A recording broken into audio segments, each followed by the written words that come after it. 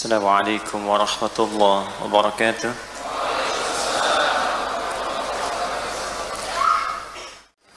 Alhamdulillah, saudara-saudariku, kita masih diberikan kesempatan oleh Allah Subhanahu wa taala untuk beraktivitas sampai dengan hari ini.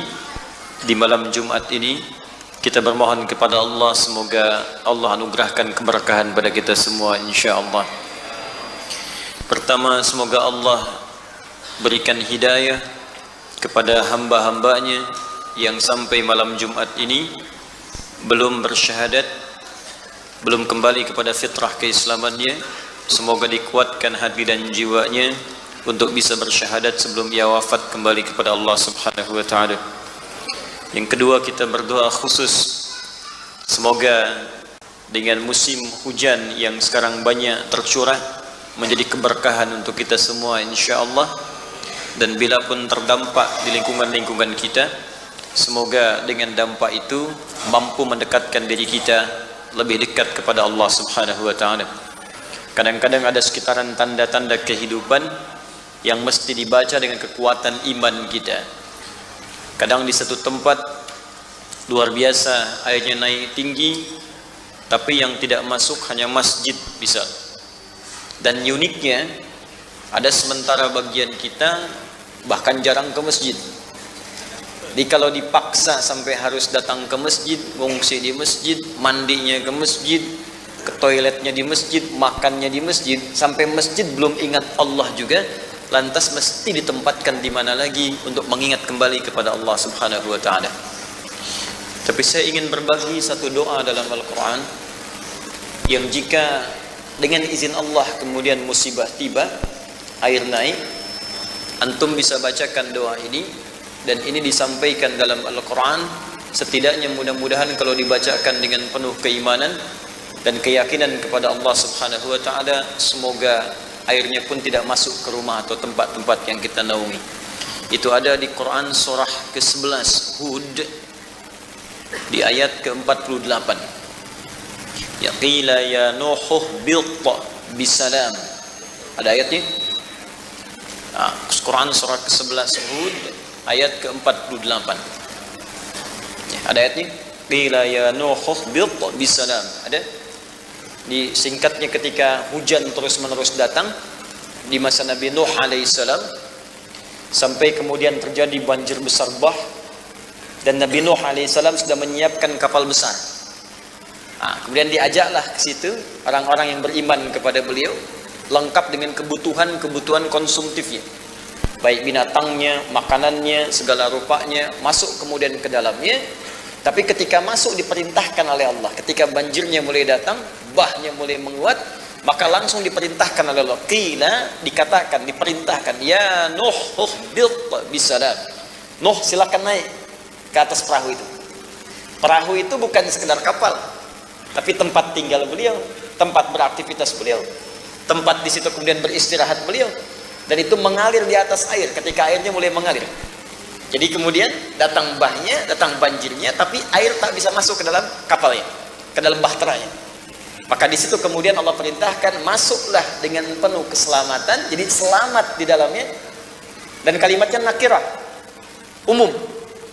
Jadi kalau umum itu artinya maknanya luas. Selamat di situ, selamat nggak kena air. Selamat di situ, selamat tidak tenggelam. Selamat di situ, selamat berkehidupan. Artinya bebas dari kelaparan. Mungkin kan datang banjir itu akses makanan bisa tertutup. Ya, ada yang nggak bisa kemudian beli makan, ada yang nggak bisa menjangkau ke depan, kadang-kadang terisolasi. Nah, itu sudah diprediksi kemudian disampaikan. Jadi selamat untuk kebutuhan makannya, selamat ketenangan dirinya. Kadang-kadang kalau nggak tenang juga repot. Ya, air masuk sebetis, wah rasanya sudah sepaha gitu kan. Ya, kalau nggak tenang itu kan nggak nyaman. Ya, tapi kalau tenang kan ya main serodotan juga bisa gitu. Ya. Masya Allah. Ya itulah kadang-kadang demikian. Dan saya perhatikan rupanya orang lebih senang lihat saya kepleset dibandingkan saya dakwah. Saya nyampaikan materi yang lihat 40.000, saya kepleset jatuh yang lihat 1 juta gitu. Tapi alhamdulillah gitu. Baik, wa barakat dan berkah. Jadi gimana caranya tuh kalaupun air masuk jadi berkah? Tidak masuk pun jadi berkah. Nah, apa itu berkah? Ziyadatul khair. Bertambah nilai kebaikannya. Jadi kalau orang sedang mendapatkan keberkahan, nilai kebaikannya meningkat. Gimana caranya ketika Allah turunkan apapun sampai kepada kita, itu menambah kebaikan kita, itu pesannya. Ada banjir, ketaatan kita meningkat. Tak ada banjir, ada panas, ketaatan kita meningkat. Itu pesan penting. Tapi ingat, itu doa hanya dikabulkan oleh Allah jika kita bacakan dengan penuh keimanan dan harap kepada Allah Subhanahu wa taala. Jadi kalau cuma sekedar asal baca, ya sama saja dengan baca biasa dan mungkin dampaknya tidak terasa dalam kehidupan kita. Kita masih dalam tafsir surah Al-Fatihah di bagian terakhir sebelum masuk ke persoalan hukum fiqih. Jadi nanti yang kita bahas 2-3 bagian di setiap surah Al-Quran. Yang pertama adalah makna ayat-ayat, termasuk huruf-huruf yang merangkai ayat-ayat Al-Quran. Karena dasarnya begini, kalau memahami Al-Quran itu beda dengan teks biasa. Al-Quran firman Allah. Al-Quran bukan makhluk. Karena Al-Quran firman Allah, maka ia otomatis mengandung mukjizat yang berbeda dengan kalimat-kalimat biasa. Jika kalimat-kalimat indah saja punya makna, maka Al-Quran karena mukjizat bukan hanya ayatnya, tapi setiap hurufnya pun itu menjadi mukjizat. Nanti saya akan tunjukkan kepada Anda ketika sudah masuk detil pembahasan di surah Al-Baqarah sampai dengan An-Nas, kita akan bahas makna-makna Al-Quran, bahkan setiap hurufnya. Alif Lam Mim, apa itu alif, apa itu lam, apa itu mim, apa maknanya alif lam mim, kenapa pakai dzalika bukan hadza, apa maknanya dza, apa maknanya lam, apa maknanya kaf. Hanya di dalam Al-Quran yang setiap hurufnya selalu ada maknanya, bahkan harakatnya. Kenapa yang ini dibaca panjang bisa dibaca pendek, kenapa Malik Yaumiddin bisa dibaca Maliki dengan Maliki, kenapa ihdinas siratal mustaqim bisa dibaca dengan shad, dengan sin, dengan zai. Nanti kita akan temukan, ya. Dan itu bagian pertama yang kita bahas. Al-Fatihah sudah tuntas kita bahas itu. Yang kedua, kita akan masuk pembahasan tentang hukum-hukum fikih. Apakah ada masalah fikih di dalam ayat-ayat yang kita ulas atau tidak? Dalam Al-Fatihah, apa kaitan dengan fikihnya? Misal, adakah hubungan dengan solat di dalam Al-Fatihah? Kalau ada, bagaimana cara membaca Al-Fatihah dalam solat? Apa hukum-hukum Al-Fatihah terkait solat? Dan juga dengan ibadah-ibadah fikih yang lainnya. Nah, sebelum masuk kepada pengantar fikih, maka saya ingin tunjukkan pada satu kitab. Ini rangkuman dari beberapa kitab-kitab yang ada tentang kitab fikih, dan saya menilai bahwa kitab ini menjadi pengantar yang paling memudahkan untuk kita. Jadi kalau antum mau ngaji tafsirnya Al-Qurtubi misalnya, Jami'ul Ahkamnya, atau tafsirnya Fakhrul Razi Mafatihul Ghaibnya misalnya, atau tafsirnya misalnya Al-Maradhi, ya, atau yang lain yang banyak jilidnya, saya sarankan Anda bisa menemukan kitab ini. Dan di kitab ini dirangkum dengan sangat indah dan ringkas. Dan ini orangnya objektif, ya, Syekh Muhammad Ali As-Sabuni yang mengarang kitab ini cukup objektif dalam memberikan penilaian. Nah, nama kitabnya Rawai'ul Bayan fi Tafsiri Ayatil Ahkam, disingkat dengan tafsir ayat ahkam, ya, tafsir ayat ahkam. Bismillah. Saya tulis pakai lisan dulu ya, untuk memudahkan, pakai Latin. Ya, tafsir ayat ahkam.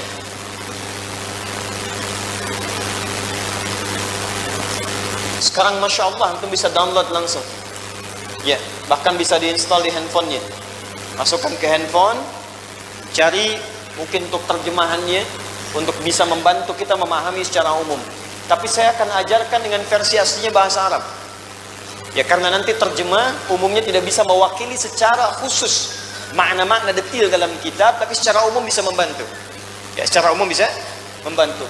Saat nanti masuk kepada pembahasan Al-Baqarah, insya Allah setiap pertemuan saya coba akan kopikan setiap lembar yang kita bahas di kitab yang kita kaji, atau setiap masuk bab hukum saya kopikan insya Allah lembarannya, supaya masing-masing bisa melihat ketika saya terangkan.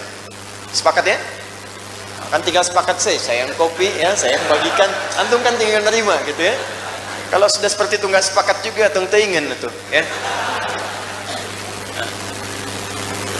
Tafsir ayat ahkam karangan Syekh Muhammad Ali As-Sabuni. As-Sabuni.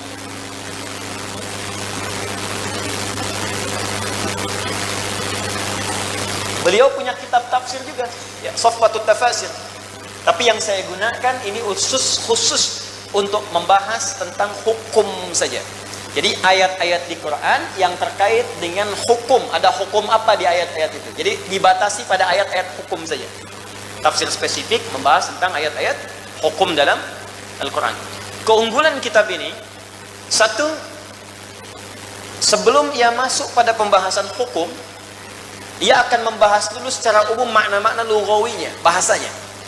Misal, di Bismillahirrahmanirrahim sampai waladhdallin. Ada makna-makna yang sulit gak secara bahasa di situ? Kalau ada nanti akan diturunkan. Ada kosakatanya. Misal, ada yang belum paham misalnya kalimat bismillah, maka diterangkan bismillah ini artinya ini. Alhamdulillah maksudnya begini. Yang kedua, ada wujuhul qiraat. Cara-cara baca ayat itu. Kalau ayat dimaksud memiliki cara baca lebih daripada satu cara. Misal, di Al-Fatihah ketika Anda masuk, misalnya Maliki Yaumiddin, ada dua cara bacanya. Bisa dibaca panjang, bacaan Hafiz dari Asim, Maliki Yaumiddin. Mimnya dua harakat dibaca panjang. Maliki Yaumiddin. Bisa dibaca pendek. Mimnya tidak panjang. Ya, riwayat misalnya Warash dan Qalun dari Nafi' rahimahullah. Maliki Yaumiddin. Maliki Yaumiddin. Jadi kalau ada orang yang bacanya pendek, Maliki Yaumiddin, berarti dia membaca versi bacaan yang kedua. Dua-duanya sama, tersambung sanadnya pada Rasulullah SAW. Saya pernah terangkan karena di sebagian suku Arab ada yang terbiasa dengan bacaan A, yang kedua makna yang sama dibaca dengan bacaan B. Lebih jelasnya ketika membaca ihdinas siratal mustaqim. Bisa dibaca tadi dengan shad, bisa dibaca dengan sin, bisa dibaca dengan zai. Kenapa bisa dibaca dengan tiga cara? Saya pernah terangkan di pertemuan yang lalu. Karena tidak semua suku dalam Arab itu bisa mengucapkan huruf yang sama. Di Arab ada suku-suku juga. Jadi ketika suku A bisa membaca pakai sin misalnya, sin. Quraisy membacanya dengan shad, shad. Ya ketika orang mengatakan ihdinas sirat, maka Quraisy mengatakan ihdinas sirat, sa, pakai shad. Ada yang nggak bisa shad, nggak bisa sin, bisanya zai. Jadi begitu sirat, zirat, sirat, zirat. Jadi kalau antum paksa-paksa pun tetap dia akan baca dengan lidah yang sama, Z. Ya. Sepeda, sepeda. Sepeda, sepeda. Kalau gitu kita buktikan ke Cicahum. Cicahum. Nah, jadi kita paksa pun tetap lisannya akan demikian. Walaupun maknanya sama. Itu yang disebut dengan qiraat, wujuhul qiraat. Di sini disebutkan. Di sini disebutkan. Yang ketiga, akan disampaikan kepada kita tentang pembahasan i'rab. I'rab itu satu kaidah dalam gramatikal bahasa Arab, cabang ilmu nahwu yang dengan belajar itu sebagai pengantar penguasaan hukum fikih terkait ayat-ayat Al-Quran atau hadis. Jadi kalau antum sudah menguasai i'rab di ilmu nahwu, itu sudah bisa mengetahui ini arah maknanya kemana. Kandungan hukumnya apa? Karena nanti bacaan A dengan I dengan U itu hukumnya bisa beda. Misal, daraba Aliyun Amran. Tuh. Bismillah. Ini daraba Aliyun Amran. Fokus. Ali pukul Amr. Kalau kita robah harakatnya, tapi susunan kalimat masih sama. Daraba Aliyan, ini pakai fathah. Amrun. Tuh. Jadi kita hanya merubah kalimat cara bacanya. Yang ini an, ini un. Berubah maknanya. Amr yang pukul Ali. Tuh. Kenapa jadi Amr pukul Ali, Ustaz? Karena Ali pukul Amr. Nah, tidak, maksudnya inilah i'rab di ilmu nahwu. Jadi kalau Anda tahu cara bacanya, kapan dibaca an, kapan dibaca in, kapan dibaca un, maka itu akan berpengaruh kepada makna. Saat makna itu terkait dengan hukum fikih, maka akan berpengaruh kepada hukum. Saya ulang, akan berpengaruh kepada hukum. Anda baca alhamdulillah dengan alhamdulillah, itu pada hukum akan berbeda. Ketika kita mengetahui hukum i'rab. Karena itu, ini baiknya buku ini, istimewanya kitab ini Masya Allah, sebelum masuk kepada hukum fikih, diajarkan dulu oleh pengarang kitab ini kaidah i'rab terkait dengan ayat-ayat yang akan diulas di hukum fikihnya. Dan ini standar kitab yang bagus, diajarkan di berbagai negeri. Ini Masya Allah, di Al-Azhar diajarkan, ya, di Saudi diajarkan. Saya ke Libya diajarkan juga. Saya pernah kunjungi Ummul Qura, ya, saya ke Madinah juga, ya, kemudian saya kena ke Al-Azhar juga. Saya pernah ke Tunisia Az-Zaituna, saya di Libya juga. Ternyata hampir di semua kampus kitab ini direkomendasikan untuk dibahas. Ya, jadi ini saya kira kitab bagus dan Masya Allah. Jadi antum keluar dari sini, kalau lulus kitab ini, antum sama dengan lulus semester 7 di kampus-kampus Islam yang pernah belajar di luar. Di level antum sama dengan Al-Azhar, gitu ya. Insya Allah. Baik, terjemahan. Bismillahirrahmanirrahim. Kita mulai bacakan.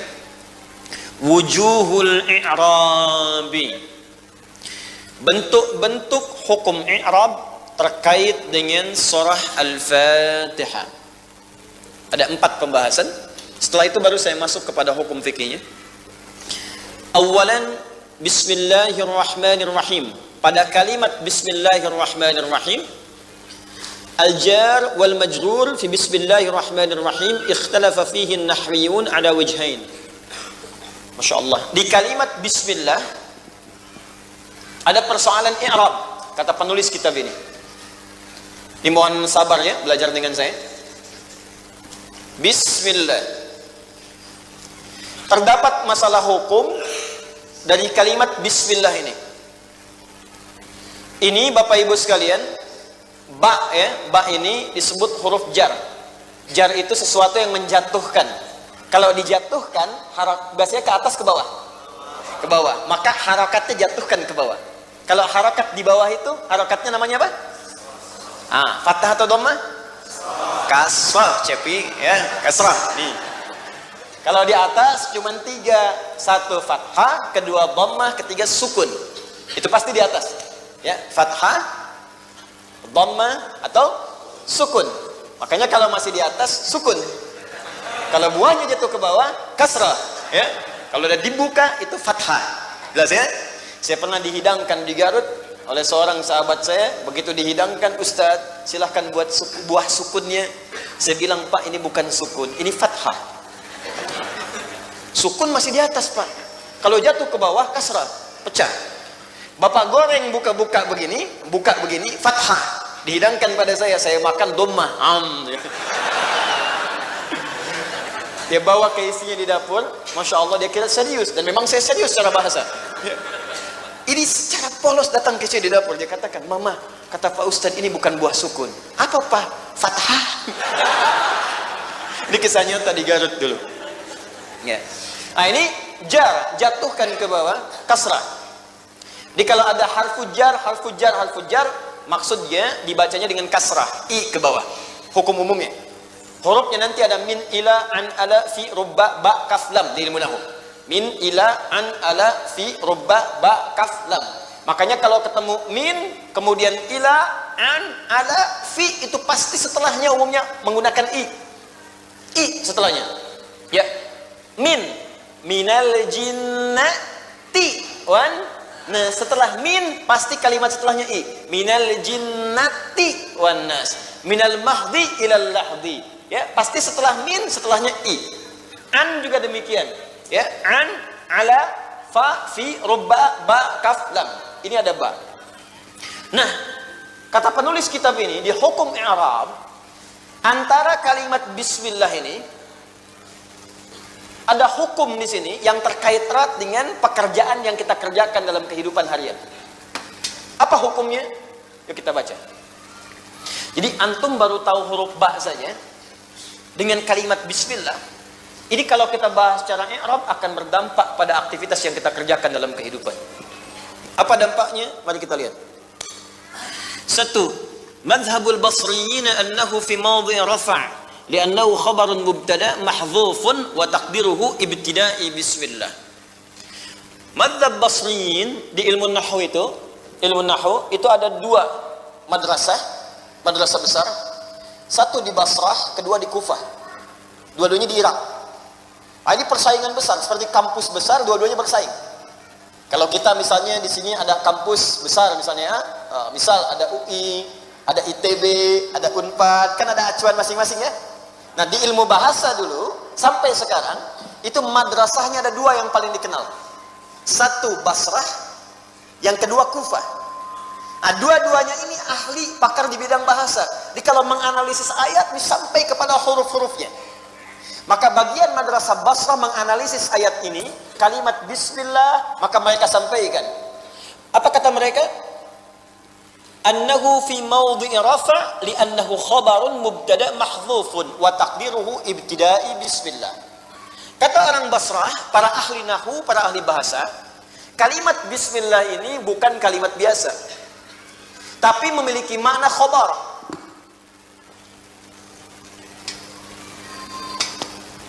Paham? Tidak. Apa itu khobar? Khobar itu adalah kalimat penyempurna. Awas, kalimat penyempurna dari satu perbuatan atau satu informasi yang akan disampaikan. Jadi kalau tidak ada khobarnya, maka kalimatnya tidak akan sempurna. Dalam ilmu nahwu, kalimat yang disempurnakan ini disebut dengan mubtada namanya. Sehingga ada istilah disebut dengan mubtada khabar. Ya, mubtada khabar. Mubtada khabar. Mubtada ini letaknya di awal. Setiap awal kalimat. Apakah bentuknya kata benda, informasi, ataukah kata kerja, pekerjaan yang akan dikerjakan atau informasi yang akan disampaikan terletak di awal kalimat dalam bahasa Arab, baik itu di Al-Quran, di hadis atau bahasa Arab biasa, namanya disebut dengan mubtada. Secara singkat, semua awal kalimat bentuknya pekerjaankah, bentuknya informasikah, jika dia di awal kalimat namanya apa? Mubtada. Nah setiap mubtada ini baik pekerjaan atau informasi atau kata benda, mustahil dia bisa dianggap sempurna kalau tidak ada khobarnya yang menerangkan apa pekerjaan yang dikerjakan itu, apa informasi yang mau disampaikan itu. Jadi setiap mubtada dalam bahasa Arab mesti ada khobar, karena khobar menyempurnakan setiap pekerjaan atau aktivitas yang akan disampaikan pada mubtada. Kalau nggak ada khobarnya, maka ini tidak akan sempurna, nggak ada nilainya. Contoh, saya ingin katakan masjid. Ini masjid nih. Saya ingin katakan al-masjid. Kata benda atau kata kerja? Benda. Masjid benda. Kalau kata kerja pindah nanti masjidnya. Al-masjid. Ini.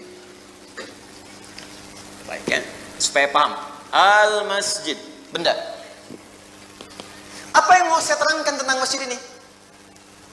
Kita bisa berikan nilai pada masjid ini kalau ada keterangannya. Kita bisa sempurnakan kalimat masjid ini kalau ada keterangannya. Keterangan itu yang disebut dengan khobar namanya. Ini tidak sempurna kalimat masjid mubtada kalau tidak ada khobarnya. Maka saya katakan al-masjidu jamilun. Masjid ini indah. Tuh. Al-masjidu kabirun. Masjid ini besar. Al-masjidu muzayyanun. Masjid ini penuh dengan hiasan-hiasan. Jadi kalau kita ingin terangkan dan ingin jadikan kata masjid punya nilai, maka masjid mubtada ini mesti ada khobarnya. Kalimat apa yang memberikan nilai kepada mubtada disebut dengan khobar. Apa hubungan dengan pembahasan kita pada bismillah? Kata ahli Basrah, orang-orang Basrah, ahli ilmu nahwu yang menganalisis Al-Quran, kata mereka kalimat bismillah ini kedudukannya adalah khobar. Karena akan menyempurnakan setiap informasi atau pekerjaan yang akan kita kerjakan sebelum dilakukan. Apa pekerjaannya? Ibtidai, itu asal kalimatnya. Ibtidai, bismillah. Ini khabarnya, ini mubtadanya. Apa yang dimaksud ibtida? Ibtida itu semua aktivitas yang kita kerjakan dalam kehidupan. Saya ingin makan, ibtida. Saya ingin minum, ibtida. Ibtida itu mengawali segala hal. Baik Anda ingin menyampaikan informasi, saya ingin nelpon, saya ingin ketik SMS, saya ingin pasang poster, saya ingin share kajian, saya ingin menyampaikan sesuatu, saya ingin pasang ini, pasang itu, saya ingin bekerja, saya ingin beraktivitas, itu ibtida namanya. Jadi semua pekerjaan kita, kalau kita bawa ke fikih, semua pekerjaan kita, minum pekerjaan, makan pekerjaan, maaf tidur pun pekerjaan, atau aktivitas benda kita, rumah kita benda, pakaian kita benda, itu tidak ada nilainya tanpa bismillahirrahmanirrahim. Itu maksudnya. Di dalam ilmu nahwu diajarkan dalam kaidah Arab, kalau semua pekerjaan kita tidak diawali dengan bismillah, apapun yang kita kerjakan, maka tidak sempurna pekerjaan yang kita lakukan. Jelas?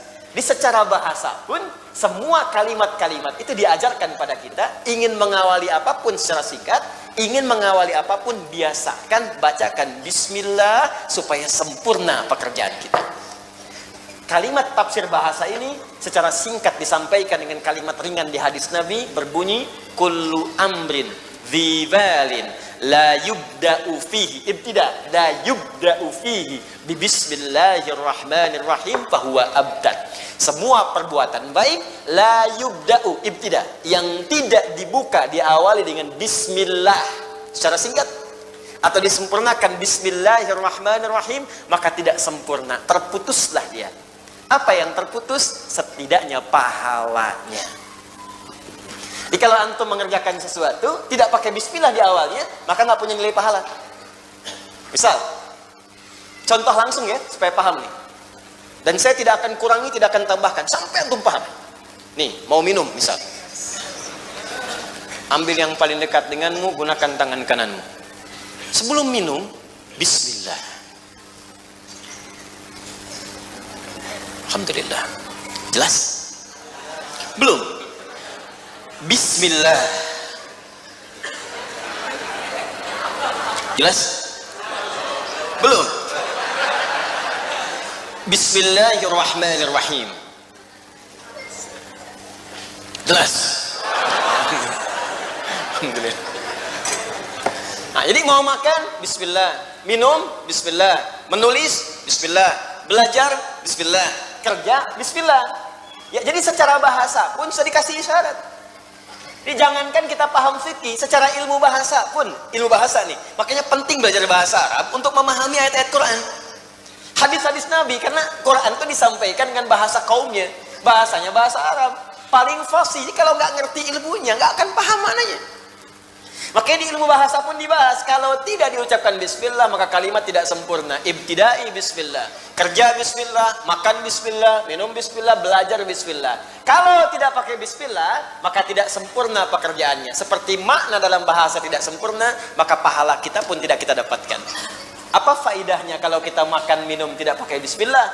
Faidahnya pahala tidak didapatkan. Jadi kalau tidak didapatkan, apa bakal kita untuk pulang menghadap pada Allah Subhanahu wa taala?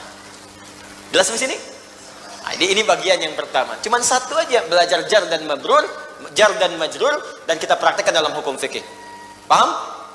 Nah, jadi benda, Bu, ibu mau pasang misalnya karpet, kan benda tuh, bismillah. Kita dudukin, bismillah. Itu masya Allah setiap diucapkan dan diniatkan karena Allah, seketika dituliskan pahalanya. Nanti akan ditampakkan saat akan wafat. Begitu akan wafat dikumpulkan nih koleksi bismillah kita. Bismillah mau berangkat, bismillah mau minum, bismillah mau naik motor, bismillah mau dan belajar dan sebagainya, masya Allah. Nanti saat di akhir kehidupan tampak semua. Ya, kalau ingin cepat lihat ya silahkan. Ya. Ini satu. Semoga Allah berikan kemuliaan pada kita ya. Dua, pendapat kedua. Awas, ini pelajaran seperti ringan Bu, Pak, padahal dalam ini. Ini dalam sekali nih pelajaran ini. Ya. Jadi saya berusaha menyampaikan semudah yang bisa kita pahami insya Allah. Ya. Kalau tak paham langsung angkat tangan saja. Saya selesaikan, saya pulang. 2. Madhabul Kufiyin. Nah, ini biasa begini. Kalau orang Basrah ada penemuan, orang Kufah nggak mau kalah. Pak, dulu begitu Bu, semangat belajar tuh. Itu seperti itu, orang tuh mau ngejar ilmu tuh demikian, di riset, analisis, belajar. Kalau yang ini dapat penemuan, ini harus dapat juga. Kalau yang ini hafal Quran, ini harus hafal juga. Sana hafal hadis, sini harus hafal juga. Itu yang kita harus tanamkan. Kita itu umat ikra, Pak, Bu. Umat ikra, umat ilmiah, umat ilmu. Jadi kalau bisa koleksinya sekarang jadikan buku-buku di rumah tuh. Kamar anak kasih buku, dapur kasih buku, ruang tamu kasih buku. Jadi buku yang sesuai dengan tempatnya. Ya, jadi begitu mereka datang main yang ditemukan buku, ya nggak apa-apa, baca, perbanyak bacaan.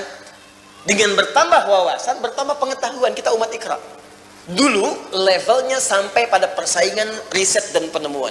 Jadi kalau di sana ditemukan sesuatu, di sini harus menemukan sesuatu.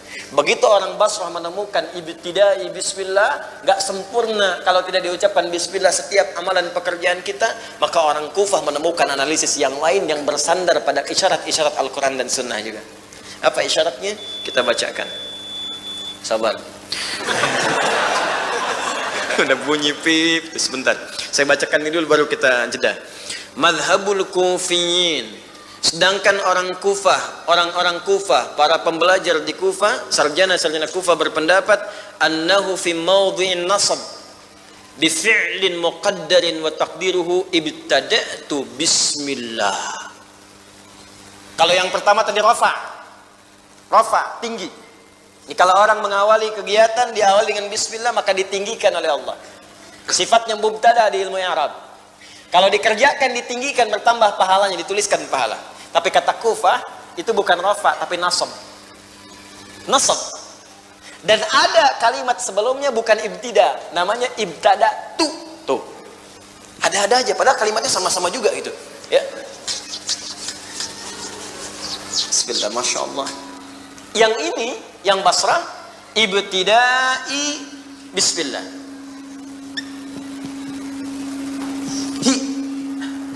Yang ini, kata yang Kufah, ibtada'tu. Ibtada'tu. Tuh lihat. Ini ibtidai, ini ibtada'tu. Bismillah. Bu, Pak, kalau yang ini, karena kalimatnya di awal mubtada, ininya rafa, sama-sama u. Jadi kalau ininya kemudian dikembalikan ke bentuk asal, saya bacakan cepat, tapi jangan dipikirin, pusing nantinya, ya. Ini cukup nanti di perkuliahan saja. Ini tadi saya sampaikan makna cepatnya. Ma harfu jarrin, ya, harfu jarrin mabniun ala kasri, ya, la mahalla lahu min al-i'rabi, ismun madrurun bil ba'i, mabniun ala sukuni fi mahalli la mahalla lahu min al-i'rabi, bal wa tanwinu mahdhufun, ya, bil idhafati. Allah lafdul dalalati, ya, mabniul wa alamatu majrurun wa alamatu jarrihi kasratun dhahratan fi akhirih wa tanwinu mahdhufun dukhulil alif wa lam alaihi wa huwa mudhafun ilaihi, ya, wa shibul jumlati bismillah fi mahalli raf'in khabarun lil mubtada ibtidai. Paham tidak? Pokoknya ini rafa. Yang ini fi'il, kata kerja. Yang ini subjeknya saya, fa'il. Yang ini nasabnya, bentuknya hal, bukan maf'ul tapi hal, nasab. Pertanyaannya, kenapa yang kedua nasab dan apa itu hal? Itu yang kita lihat setelah sholat isya nanti berjamaah. Kita akan saksikan kalau yang ini pahala didapatkan dan tidak sempurna pekerjaan, kalau yang ini kenapa mesti nasab dan kenapa bentuknya hal, dan apa dampaknya kepada perbuatan fikih dalam harian. Kita lanjutkan setelah menunaikan salat isya berjamaah insyaallah. Subhanakallahumma bihamdika asyhadu an la ilaha illa anta astaghfiruka wa atubu ilaik. Assalamualaikum warahmatullahi wabarakatuh. Warahmatullahi wabarakatuh. Alhamdulillah, wassalatu wassalamu ala rasulillah wa ala alihi wa sahbihi wa mawalah wa ba'du. Saudara-saudariku, kita telah menunaikan salat isya berjamaah beserta amalan sunnahnya. Semoga seluruhnya diterima oleh Allah subhanahu wa ta'ala. Kita lanjutkan dan mohon izin, barangkali saya harus menyesuaikan. Tadi saya katakan Jam 8 saya akan selesai. Ini tinggal 4 menit lagi. Boleh saya tambah 15 menit? Ya, baik ya. Tambah ya. Sepakat ya? Baik, setengah jam. Ya. Boleh antum sampai besok sini aja saya. Baik, bismillah. Kalimat bismillahirrahmanirrahim dari segi i'rab, tinjauan gramatikal bahasa Arab yang membahas seputar perubahan-perubahan harakat pada sebuah kalimat atau susunan kalimat. Apakah dia ada di depan, di tengah, atau di belakang? Apakah harakatnya dhamma, fathah, sukun, ataukah kasrah? Apa pengaruh perubahan itu kepada makna? Itu di ilmu nahwu ranahnya bidang i'rab namanya. Ya, i'rab. Bismillah. Al-i'rab. Kalimat bismillah dalam tinjauan i'rab oleh dua madrasah pakar di bidangnya, yaitu Basrah dan Kufah, terdapat dua pandangan utama yang juga mengacu pada keterangan Al-Quran dan hadis-hadis Nabi Muhammad SAW. Menurut ulama Basrah, kesimpulannya seperti yang telah kita bahas, bismillah itu adalah khabar. Sedangkan khabar adalah pelengkap, penyempurna sebuah kalimat yang terletak di awal sesuatu, disebut dengan mubtada. Baik bentuknya pekerjaan berupa kata kerja ataupun kata benda, baik itu nama, menunjuk pada keadaan atau yang lainnya. Maka setiap terletak di awal ketika dikerjakan dalam bentuk pekerjaan disebut dengan mubtada. Tidak sempurna sebuah mubtada kalau tidak ada khabar. Masjid mubtada, tidak ada keterangannya, maka kalimat ini tidak sempurna. Masjid apa ini? Apa yang mau dilekatkan pada masjid? Maka seperti kalimat tidak sempurna ketika tidak ada khabar, maka pekerjaan pun tidak sempurna nilainya di sisi Allah ketika tidak ada khabarnya bismillahirrahmanirrahim. Minum tidak sempurna bila tidak diawali dengan bismillah. Makan tidak sempurna bila tidak diawali dengan bismillah.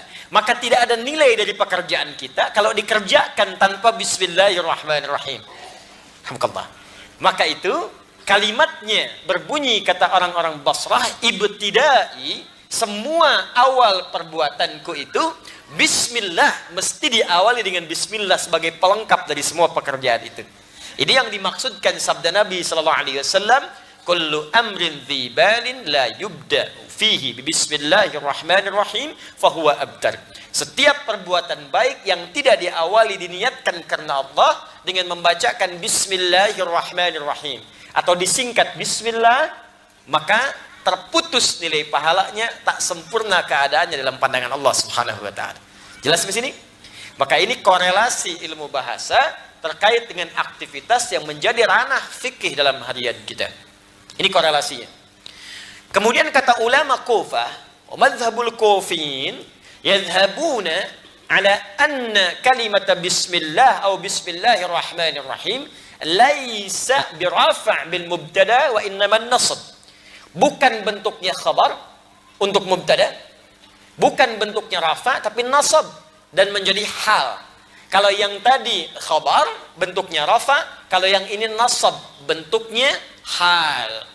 Pertama, apa itu hal? Saya ingin memberikan contoh yang paling mudah, ini paling gampang di benak kita. Pernah menulis surat formal, surat resmi? Masih ingat di pojok kiri sebelah atas ada nomor surat? Setelah itu ada apa? Perihal, lampiran setelah itu. Nomor, ya kan? Kemudian hal, bukan halaman, ya kan? Bukan halaman tapi menunjukkan hal, esensi surat ini isinya apa. Setelah itu lampiran kan? Lam, ya kan? Lampirannya berapa lembar? Hal ini dari bahasa Arab. Ini. Hal itu esensi sesuatu. Keterangan tentang sesuatu yang menjadi inti persoalan, itu hal. Makanya ketika Anda ingin mengundang dengan surat formal, diterangkan dulu di atas untuk menunjukkan kepada pembaca, kalau tak ingin baca panjang-panjang, baca aja ini suratnya tentang apa? Hal undangan rapat. Berarti surat ini isinya rapat. Itu aja. Hal undangan pernikahan. Surat ini isinya tentang pernikahan. Walaupun yang menikah ternyata itu yang kita incar-incar tadi dulu, misalnya. Tapi ya sudah begitu nasibnya. Sabar ya. Nah, jelas ya? Ini hal singkatnya adalah esensi sesuatu, keterangan yang paling penting tentang apa yang sedang diurai, dibahas, dikerjakan. Jadi kata ulama Kufah, bismillah itu hal, bukan khobar, bukan sekedar penyempurnaan. Esensinya itu bismillah. Sebab kalau nggak ada bismillah, nggak ada nilainya. Bukan cuma nggak sempurna, nggak ada nilai di sisi Allah, kata orang Kufah. Nggak mau kalah pokoknya. Ya. Jadi kalau kata orang Basra, ini penyempurna. Memang minumnya ada, ausnya hilang, cuma nilainya nggak ada di sisi Allah. Kata orang Kufah, bagi orang-orang beriman, ini bukan cuma nggak sempurna, nggak punya nilai minuman ini. Nggak punya nilai makanan itu. Lantas apa nilai iman kita ketika mengatakan beriman? Cuman nggak ada pahalanya. Manfaat imannya apa? Makanya kata orang Kufah, ini bukan khobar lagi, hal di sini. Esensi dari setiap perbuatan kita itu dikerjakan semua karena Allah Subhanahu wa taala. Itu yang dimaksud di Quran surah 51 ayat 56. Di sini nggak disebutkan.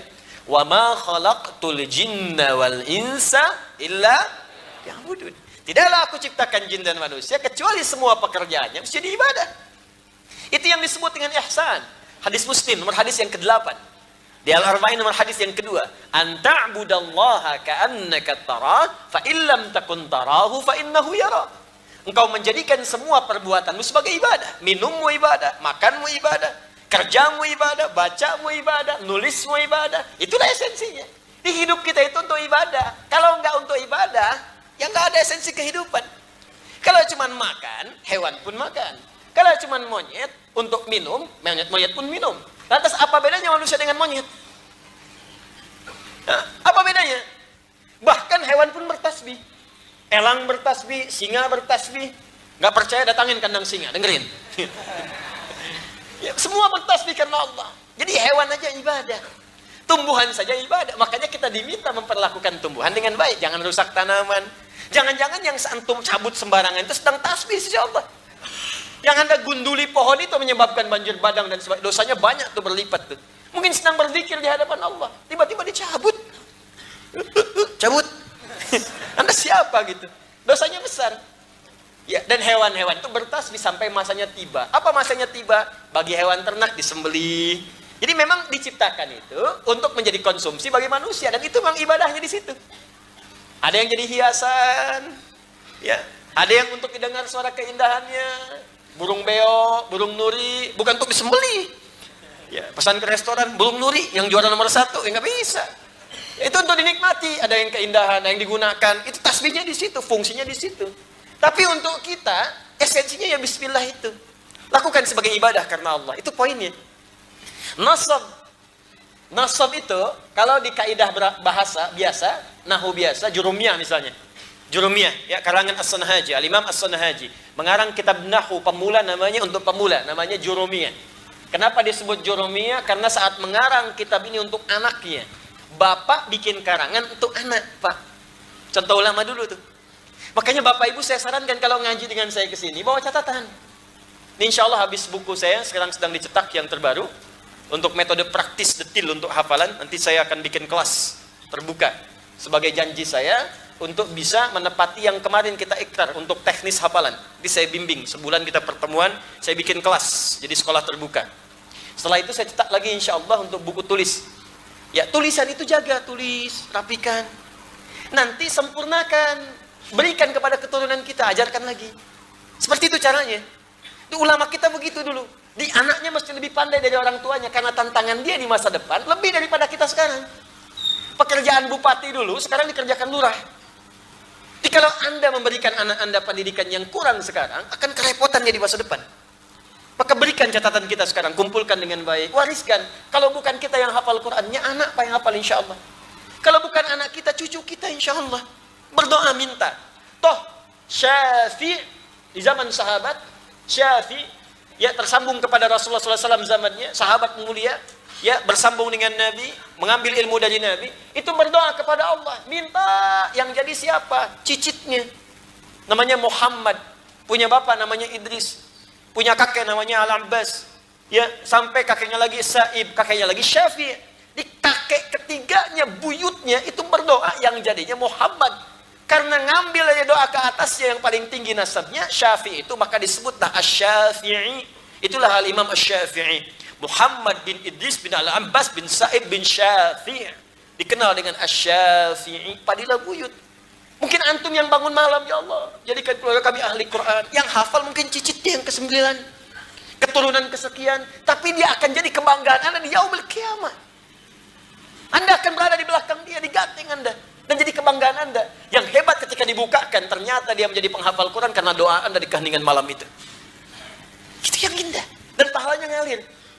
Bayangkan setelah ratusan tahun, itu dapat transfer pahala di alam kubur Anda. Dapat. Itu yang kita dapatkan. Jangan cuma dunia melulu, capek meninggal juga.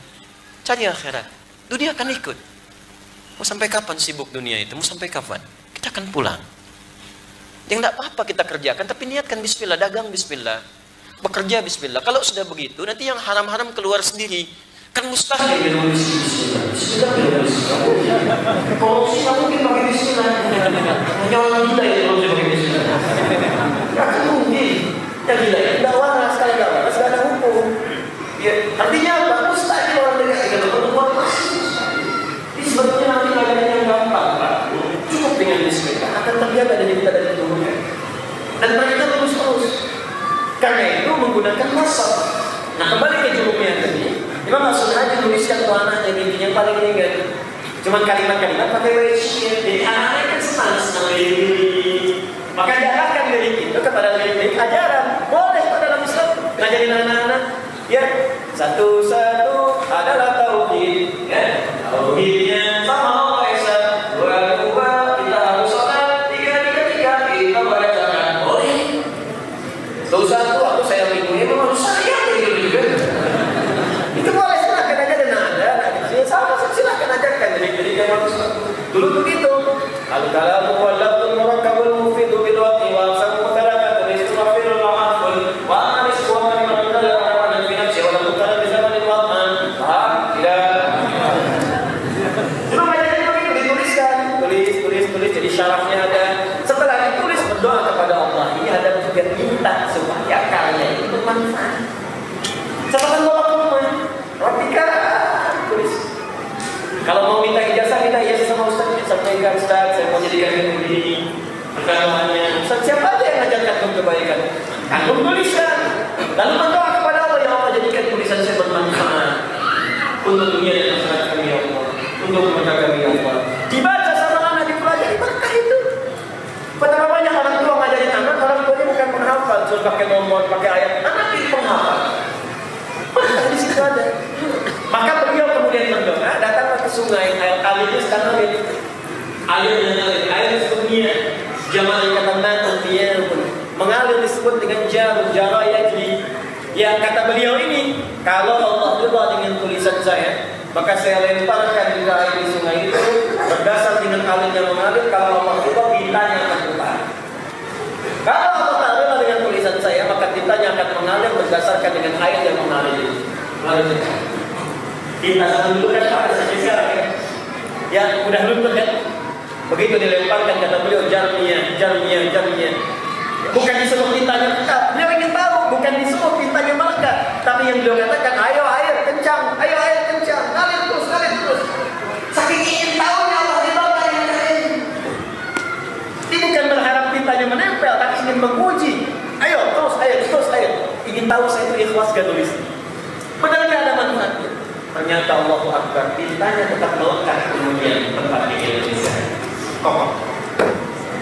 Seperti saya temukan waktu dulu itu, tetapi itu manusia itu apa? Bahkan syarahnya pakai warna lebih, ada yang warna merah. Untuk sebelum puluhan tahun mungkin ratusan juga. Saya hadiahkan salah satunya kepada Habib Umar Al-Fahri. Itu untuk tulisan jarinya. Ternyata ketika itu Ini nama lah kita dengan al-jurumiyah. Biasanya kan belajar. Nah, cuma kalau di situ nasab itu masih yang dasar-dasar. Makanya kalau belajar ilmunya, baru belajar ilmunya jangan kasih fatwa. Karena itu pelajaran anak SD sebenarnya. Ya tapi dasar mana? Kalau yang di atasnya kalau disebut nasab itu pelajarannya maf'ul. Akal tuh misalnya ruzza, akal tuh saya makan ruzza, fathah itu nasab namanya maf'ul. Ya. Syakartullah, saya bersyukur kepada Allah. Maf'ul, tapi di ilmu lugah tidak disebut dengan nasab kecuali menancapkan sesuatu dengan pokok. Nasaba rajulu asahu 'ala al-ardi, seorang menancapkan tongkatnya ke tanah dengan kuat sampai enggak goyang. Enggak goyang. Jadi ini enggak goyang. Wah. Nasab dan hal. Jadi bismillah itu nasab dan posisinya hal. Maksudnya tancapkan pada jiwamu yang paling kuat bahwa esensi hidup kita itu di mana. Tancapkan. Mau minum tancapkan di sini. Mau makan tancapkan di sini. Tancapkan pada diri. Kalau ditancapkan pada jiwa maka jadi dunia itu bukan sekedar dituliskan dalam tulis. Dituliskan bismillah itu di sini. Puasa. Bismillah tapi ikut berselisih di dalam. Bismillah tapi ribut, bismillah tapi celaran, apa yang harusnya ada? Bismillah itu akan mengarahkan pada yang makhluk dan juga dari yang mulia. Tancapkan pada jiwamu, maka dibimbingkan dalam diri. Itu baru satu kita dapatkan dari bismillah, dari kaidah. Paham ini? Jadi saya simpulkan yang pertama. Dapat dari kaidah untuk bismillahirrahmanirrahim pada kalimat bismillah. Menurut pendapat Basrah tidak sempurna pekerjaan seseorang diawali tanpa bismillah, maka hilanglah pahalanya sisi Allah Subhanahu wa taala. Kata orang Kufah, bismillah itu esensi kehidupan manusia yang bisa beriman. Maka setiap dia mengawali perbuatan yang tidak itu jangan hilangkan bismillah itu, karena ini esensi dasar dari kehidupan. Alamat nasab, ya, dia melihat, tancapkan pada jiwamu setiap aktivitas, arahkan semuanya ke Allah Subhanahu wa taala. Paham ini? Seteruskan sebentar. Wa qawluhu ta'ala sebentar firman Allah Subhanahu wa ta'ala, alhamdulillahi rabbil alamin. Alhamdu mubtada wa lafzul jalala khabaruhu taqdiruhu alhamdu mustahiqqan lillah wa rabbil alamin sifatun mithlu rahmanir rahim wa maliki yaumiddin kullu sifatun li jalal. Masyaallah. Paham tidak?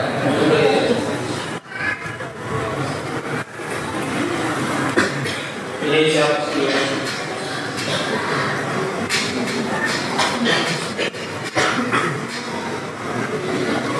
Sesi ibarat dalam dosa itu seperti tinta di Sahih Muslim itu naktas sauda, seperti noda hitam yang melekat. Kalau ringan dihapus langsung hilang dengan tobat istighfar. Tapi kalau berat ya seperti ini, kadang dihapuskan masih ada tuh sekatnya. Enggak, maksudnya apa? Ada dosa-dosa tertentu yang enggak sekedar cukup dengan istighfar di lisan. Mesti ada penyesalan yang dalam. Kadang masih datang ke orang, kalau haknya terkait dengan orang. Utang itu tidak lunas dengan istighfar. Ya, dosanya mungkin hilang, tapi datangi orangnya. Ke orang tua, ke tetangga, ke macam-macam dan sebagainya. Jangan koleksi, karena nanti kalau sudah semakin dikerjakan banyak, seperti ini sulit dihapus nantinya. Dan celakanya, belum tentu orang lain bisa membantu menghapus. Sabar aja. Alhamdulillah. Dah, segini aja dulu. Fokus ini. Ini bagian terakhir pembahasan kita. Sedangkan kalimat alhamdulillah. Fokus ya. Tadi sebelumnya apa? Ingat ya, ingat yang tadi. Sekarang alhamdulillah. Fokus. Alhamdulillah disepakati oleh para ahli bahasa ini yang mubtada. Jadi sudah saya ajarkan kan? Masih ingat? Ya, saya setengah jam lah ngajarin ini. Ini yang mubtada. Masih ingat? Mubtada setiap kalimat yang terletak di awal. Ya, jadi setiap kata yang terletak di awal kalimat, entah itu pekerjaan, entah itu kata benda, ya apapun itu disebut apa? Mubtada. Kalau mubtada butuh apa? Khabar. Pintar. Alhamdulillah. Mubtada butuh khabar. Sebagai penyempurna, nggak sempurna mubtada tanpa khabar. Nggak ada esensi sebuah informasi tanpa khabar. Ini mubtada'nya, khabarnya lillah. Lafzul jalalah. Ya, lamnya huruf jar, ini ada dari kata Allah, isim majrur, sibul jumlah, kalimat mahdzufnya mustahiqqun. Semua pujian, ingat alnya, masih ingat yang saya terangkan di pertemuan saat menafsirkan alhamdulillah? Alnya fungsinya istighraq. Menunjuk pada semua tanpa kecuali. Jadi kalau ingin menerjemahkan kalimat alhamdu, alnya diterjemahkan dengan segala, semua. Ini disebut dengan istighraq, menunjuk pada semua tanpa kecuali. Lihat sini. Semua pujian itu, semua sanjungan itu nggak ada nilainya kalau tidak ditujukan kepada Allah Subhanahu wa taala. Khabar. Paham? Ayo praktekkan rumus tadi. Masih ingat khabar tadi? Semua pujian, kalau cuma alhamdu aja, nggak jelas. Semua pujian, segala pujian, apa maksudnya? Segala pujian, hadirin sekalian, apa? Apa maksudnya? Nggak jelas, nggak sempurna. Lillah, semuanya yang berhak menerima hanya untuk Allah Subhanahu wa taala. Jelas sampai sini? Nah, tapi belum selesai kalimatnya. Lihat sini. Di sini sangat indah sekali kalimatnya. Nah, sedangkan perhatikan kata penutur kitab ini, Syekh Muhammad Ali As-Sabuni, Rabbil Alamin, Ar-Rahmanir Rahim, Maliki Yaumiddin adalah sifat yang menyertainya. Apa maksud dari keterangan ini? Perhatikan baik-baik. Bapak Ibu sekalian, jika kita terbiasa meniatkan segala hal, dikerjakan karena Allah. Dan saat menerima sesuatu, kita arahkan pujian semuanya karena Allah. Maka semua keberkahan di sifat-sifat Allah yang Rabbul Alamin, Ar-Rahman Ar-Rahim, Malik Yaumiddin akan diberikan kepada kita sebagai karunia Allah Subhanahu wa taala. Allah kemudian memberikan logika yang sangat ringan kepada kita. Tapi sekaligus juga mengingatkan kita. Nih, saya mau tanya pada antum. Biasanya kalau kita bertemu dengan yang punya kedudukan, kita memujinya dulu kan? Dan mustahil ada yang mencela. Antum kalau bertemu atasan pasti muji, jarang ada yang nyela. Dasar nggak becus pimpin perusahaan, besok dipecat. Ayo ASN pada pimpinannya bilang seperti itu. Ya udah hari itu juga berhenti. Ya pasti muji itu, muji apapun itu, mau di kantor mau di mana pasti muji. Ya, itu yang punya kedudukan. Jadi Anda yang kecil aja Anda puji. Sekarang kata Allah, saya yang menciptakan semua alam. Berarti saya yang lebih berhak untuk dipuji. Berarti saya yang lebih berhak kata Allah untuk dipuji. Hei, kalian ini, kalian yang kecil-kecilnya di dunia, yang punya kedudukan yang kecil yang aku wafatkan, kalian puji. Maka aku yang menciptakan semua alam dan merawat yang engkau puji. Maka jika ada pujian, maka aku lebih berhak untuk menerima semuanya dibanding yang kecil-kecil itu. Akulah Rabbul Alamin. Sedangkan Rabb itu sifat rububiyah. Rububiyah itu perawatan, pemberian segala, saat butuh diberikan, saat sakit yang menyembuhkan, saat salah yang memaafkan, saat dosa yang mengampuni, saat minta dia yang memberikan, saat berdoa dia yang mengabulkan. Itu sifat rububiyah namanya. Kalimat pemiliknya disebut Rabb. Makanya setiap kita minta menggunakan kalimat Rabb. Rabbana atina fid dunya wa fil akhirati, pakai Rabb. Rabbana la tu'akhidna in nasina. Rabbana wa la tahmil alaina isran kama hamaltahu 'alal ladzina. Rabbana wa la tuhammilna ma la taqata lana bi.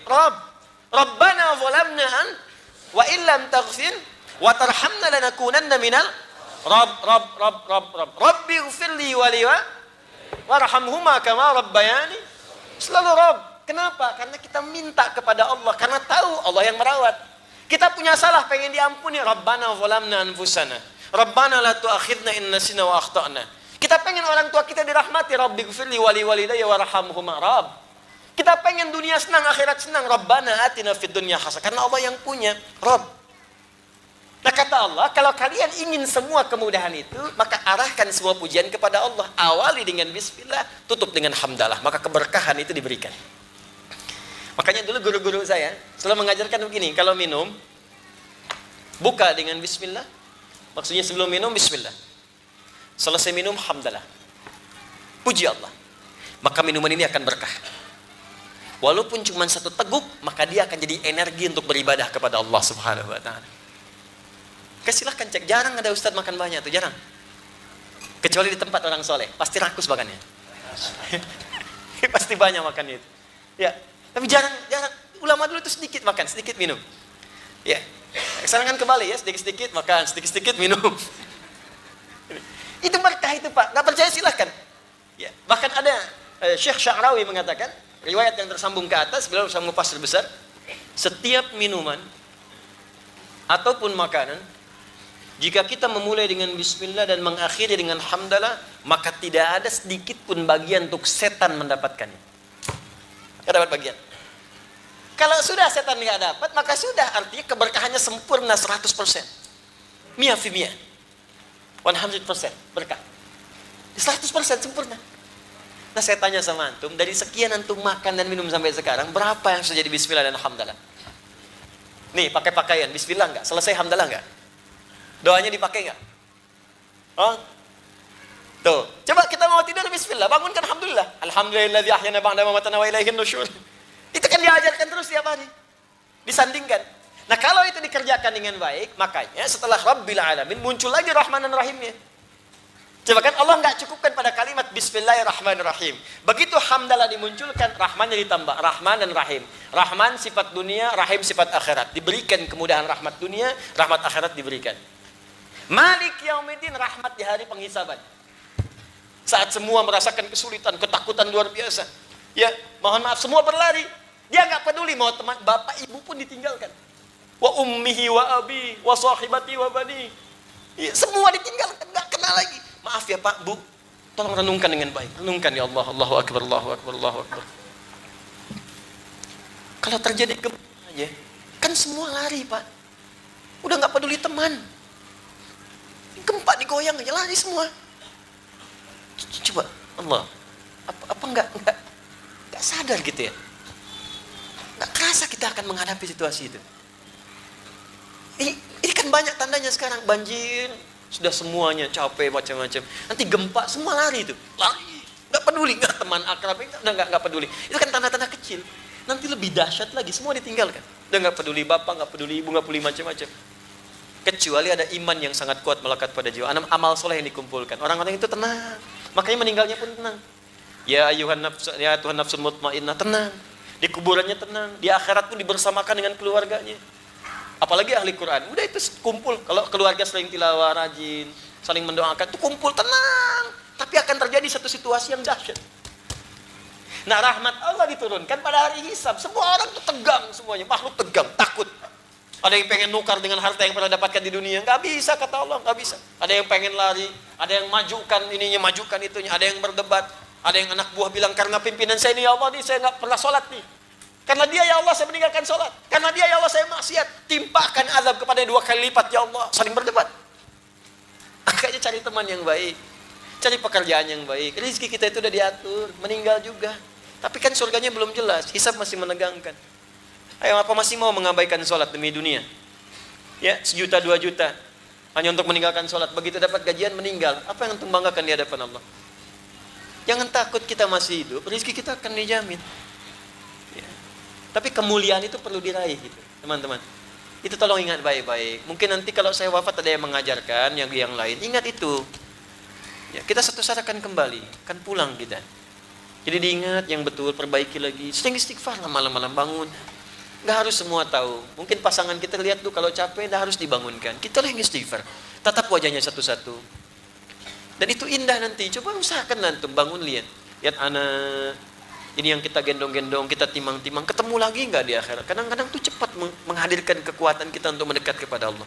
Lihat istri, kalau dia kuat, pesan bangunkan. Kalau tidak, ya sudah kita sholat, istighfar. Minta sama Allah, ya Allah satukan lagi kami, ya Allah. Kami nggak tahu malam ini tidur bangun lagi atau tidak. Minta. Itu insya Allah hati tenang, lapang. Terus berkah tuh datang. Kalau berkah datang tuh ringan semua. Ini saya lihat orang ngejar dunia sampai berkelahi, berselisih, sampai ribut. Untuk apa gitu? Ya, yang politikus begitu, yang ini begitu, yang itu. Bahkan orang majelis taklim kok pada rusuh untuk apa? Ya, antum tuh belajar apa gitu? Kok ikut majelis taklim saling mencela, saling ribut, saling berselisih? Apa yang dicari? Kalau nyari ridha Allah tuh nggak akan begitu. Nikmat hidup itu, zikir tuh nikmat, kerja tuh nikmat, aktivitas tuh nikmat insya Allah. Nah, itu tolong pelan-pelan kita hadirkan lagi. Nah, kembali ke sini. Nanti Malik Yaumiddin disebutkan di sini, Rabbil Alamin, Rahmanir Rahim, Malik Yaumiddin. Itu sifat semua. Sifat untuk apa? Kalau benar bismillahnya, benar hamdalahnya, semua pujian karena Allah, ikhlas kita lillah. Pekerjaan kita ikhlas. Jangan niatkan hanya untuk dapat pujian manusia. Ikhlas saja kerjakan karena Allah. Dunia datang. Kalau kita benar ikhlas pekerjaan, ibu rawat anak ikhlas, Bu, ikhlas. Suami ikhlas bekerja, semua ikhlas.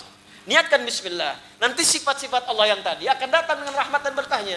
Rahman Rahim datang. Rahmat Allah untuk dunia disebut Rahman. Rizki dunia Rahman, keturunan Rahman. Uang banyak tapi anak terjerat narkoba, sering tawuran. Apa berkahnya di situ? Capek antum cari uang banyak. Untuk apa? Tapi ketika berkah datang, walaupun yang diterima itu kelihatan sedikit, tapi jadi semua. Bukan orang tua serabutan tapi anaknya jadi pejabat, militer tingkat tinggi, macam-macam dan sebagainya. Itu Masya Allah, berkah di situ. Ya, coba usahakan demikian. Nanti Rahman, Rahim datang. Rahim itu rahmat Allah di akhirat, yang memberikan surga bagi yang beriman. Nanti akan kelihatan kan kita ini sedang berusaha. Nggak ada ruginya kok Pak Bu, sama-sama meninggal juga, nggak ada ruginya. Nanti kita akan lihat siapa yang betul mendapatkan janji, siapa yang kehilangan kesempatan. Iman dengan nggak beriman sama-sama wafat kan? Kita sekarang kerja sama, makan sama, minum sama, tapi kita punya keyakinan saat pulang ada janji Allah. Ya, terbukti atau tidak terbukti nggak ada ruginya, tapi kita yakin akan terbukti kemudian hari. Kita akan lihat nanti, nggak akan ada ruginya Pak Bu. Kita sholat gak ada ruginya, beriman gak ada ruginya. Nanti kita akan lihat di hari kemudian. Rahmat Allah yang memberikan anugerah surga disebut dengan Rahim namanya. Setelah itu Maliki Yaumiddin, untuk memberikan rahmat saat nanti hari perhitungan terjadi. Wah, kalau udah dapat rahmat itu sudahlah.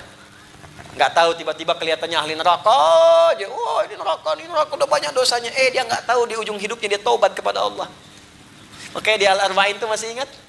Ada orang yang disangka perbuatannya sudah banyak maksiat, seakan-akan sehasta lagi masuk ke neraka. Tiba-tiba tercatat dalam kitabnya. Maksudnya apa? Dia berikhtiar tuh. Dapat bimbingan dengan petunjuk Allah, dia taubat. Begitu taubat meninggal, masuk surga. Oke, jangan nyimpulkan dulu diri soleh. Saya sering katakan Allah lebih cinta pada pelaku maksiat yang taubat dibandingkan orang soleh yang tidak pernah merasa salah. Ya, kita belajar sedikit aja, nggak usah banyak-banyak. Yang penting isinya kita amalkan dalam kehidupan. Nah, ini kita baru belajar i'rab, baru 2 pembahasan, yaitu pertama tentang esensi bismillah dalam tinjauan i'rab, yang kedua alhamdulillah disertai dengan sifat-sifat sampai ke sifat maliki yaumiddin. Nanti yang ketiga dan keempat kita sambungkan di pertemuan berikutnya. Ini hanya butuh 15 menit saja. Selanjutnya kita akan masuk kepada al-ahkamus syar'iyyah, hukum-hukum syara' fikih terkait dengan praktik al-Fatihah dalam ibadah. Tolong diingatkan saya, admin ataupun staf saya di belakang, tolong diingatkan. Nanti sehari 2 hari sebelum kajian, saya akan coba kopikan dulu materi ini, sehingga nanti insya Allah bisa dibagikan nanti. Jadi antum datang bisa pegang. Ya kalau nanti tidak sempat, foto. Okay? Kan sekarang banyak foto. Daripada antum minta foto saya, mendingan foto kitab. Okay, foto kitab. Jelas ya? Nggak berlaku itu. Tapi saya mau bawa ke alam kubur. Kalau saya ditanya, mana buka? Pengikut Ustaz tadi. Nggak bisa. Beramal ya. Nanti insya Allah nanti ini kita simpan tuh, ada yang ditempel, jadi begitu masuk tinggal foto, klik, siap ya. Kalau nggak kebagian nggak apa-apa, pinjam sama teman foto ya. Jadi jangan mengeluh kalau nggak sempat, tapi saya 3315 Ustaz nggak bisa foto ya, bawa ininya ya, ambil pulpen ya, lihat, kemudian mudah-mudahan bisa dimanfaatkan insya Allah.